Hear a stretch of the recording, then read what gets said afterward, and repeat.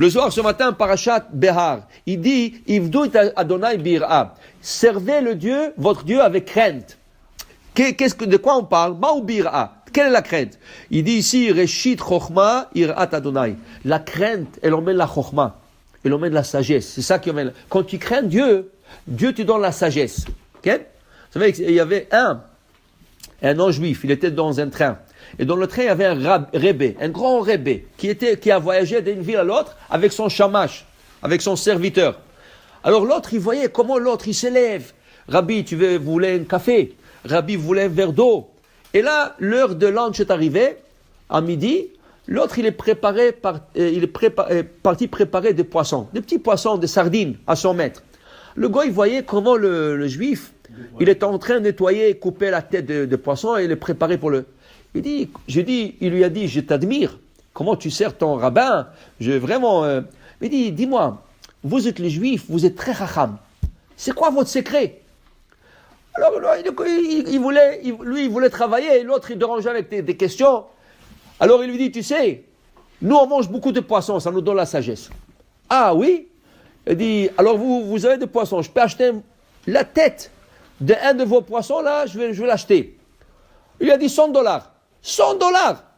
Il dit, même si j'achète tout un lot de poissons comme de sardines, ça ne va pas me coûter $100. Il dit, tu veux ou tu veux pas? Laisse-moi tranquille, moi je dois travailler. Il dit, ok, je te l'achète. Il achète le poisson. Après qu'il a acheté, il lui a dit, mais dis-moi, tu m'as eu $100. Il dit, tu vois, déjà tu commences à avoir la chokhma un peu. Alors pour te dire, les juifs, ils étaient toujours chacham. Pourquoi la chokhma des juifs, elle vient de la crainte du ciel? Quand tu crains Dieu, Dieu te donne la chokhma. Okay? À part quand on mange kasher et tout ça. Alors il dit ici, le Zohar, il y a des choses qu'Akadosh Baruch Hu voulait comme nous imprégner par sa chokhma. Et il dit, il y a deux choses. Le tefillin et la tzitzit. Le tefillin et la tzitzit, c'est comme un tampon. Il a mis un tampon sur nous. Okay? Alors tu mets le tefillin. Tu commences par celle de la main. Il dit Zohar ici, tu commences par celle de la main. Il dit ici, regarde, tu veux voir quelque chose? Quand quelqu'un est esclave, un esclave hébreu, quand il y avait à l'époque du temple la notion de l'esclave hébreu, lui, il n'a pas le droit de mettre tefillin. Pourquoi? Tu n'es pas libre. Le tefillin, c'est un signe de liberté. Ça veut dire que tu es serviteur d'Hachem. Si tu as un autre maître par-dessous de toi, tu n'es pas libre. Alors, tu ne peux pas mettre le tefillin. Alors, un esclave hébreu, il doit faire les mitzvot, mais il ne pose pas le tefillin. Il ne peut pas, parce qu'il n'est pas libre. Okay? Tzitzit, c'est un habit. Alors, il peut mettre le tzitzit. Mais tzitzit aussi, ça nous protège.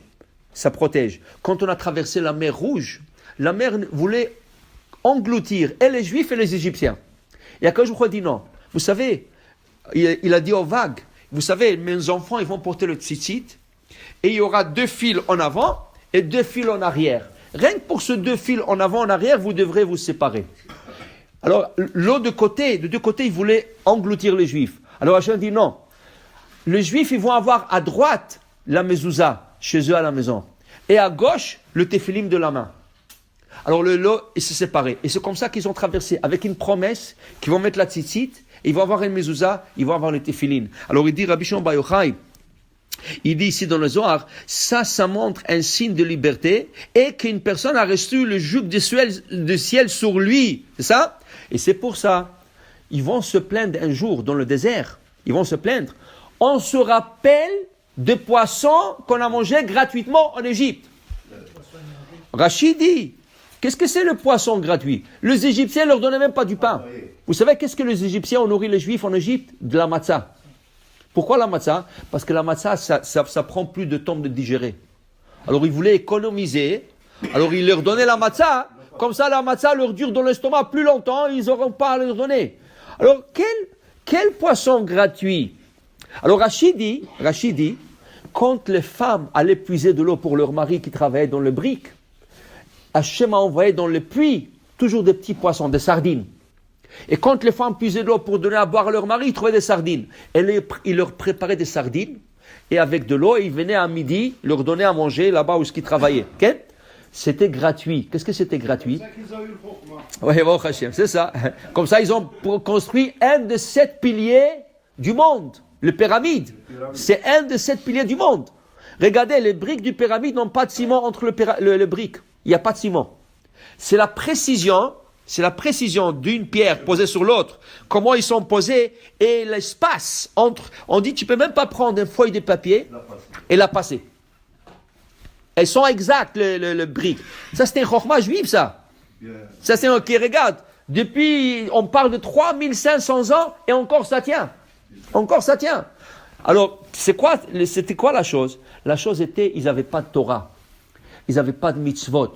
Quand ils ont dit, on se rappelle de tout ce qu'on a eu gratuitement, sans faire la beracha, sans s'obliger de faire le mitzvot. C'est ça, gratuit. Ils ont dit, quand ils voulaient se plaindre, ils ont dit, on avait tout gratuit. Gratuit, ça veut dire sans mitzvot. Mais maintenant qu'ils ont été à Sinaï, il faut faire la bracha, il faut mettre les téphilim, il faut mettre les tzitzit. Elle dit, maintenant, on a 613 mitzvot, c'est trop. Alors, quand ils ont dit gratuit, ça veut dire chinam minam mitzvot. Mais Hachem leur a dit contraire. Quand vous me servez à moi, vous êtes automatiquement mes esclaves et les esclaves de personne d'autre. Là, vous êtes vraiment des hommes libres. Baruch Adonai Le'olam. Amen.